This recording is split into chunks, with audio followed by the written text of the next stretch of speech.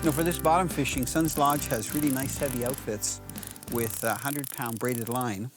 I'm using what looks like an ultralight reel. This is the Hydrus, and it's a size 20 that we use back in Ontario for like light salmon fishing using downriggers and stuff to play around. So I've got it rigged with 40-pound Suffix 832 braid, which is a little bit light. Not so much for the fish, but what happens when using these jigs, every once in a while you clip the bottom, and if you're using a lighter braid, a lot of times you can't get it off the bottom, you'll break off. Now, the eyes don't normally stick out like that. That's because it came from such deep water. So literally, you know, this is a food fish. So look I love the way those spines stick up. I think they're a neat fish. Do you want to open the box? Sure. Jacob, and I'm just going to pop him down so you can keep our salmon company. There we go.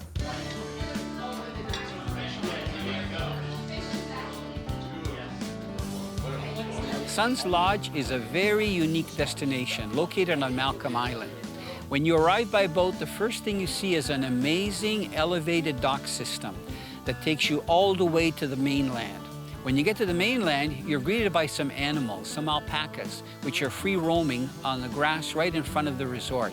Sometimes you even see some wild deer, and there's some rabbits, so there's quite a bit of wildlife there. The lodge is very rustic. You have a main lodge where we have our dinners and where we have our get-togethers, and then there's beautiful cabins that we sleep in and enjoy just quiet time.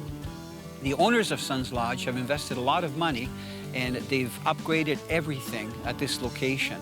When it comes to fishing, the boats that Suns uses are custom made.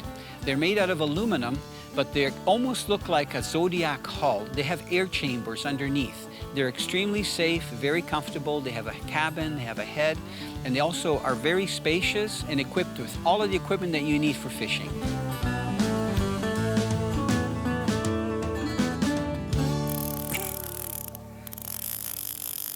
Kind of like bass fishing.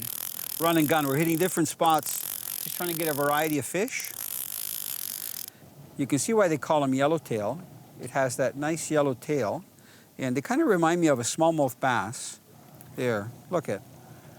That looks like about a pound smallmouth bass. Just gonna toss him back in. There he goes.